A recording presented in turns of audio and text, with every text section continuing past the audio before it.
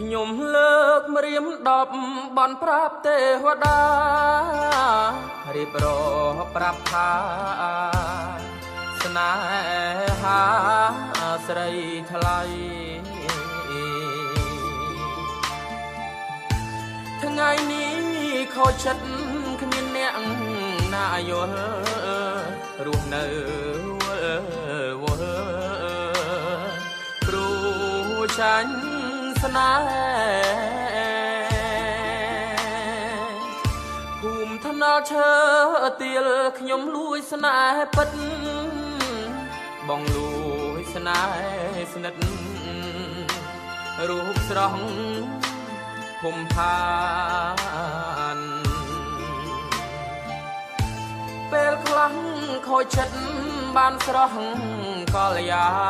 នរស់នៅក្បែរប្រានគ្រាន់ស្បើយទុក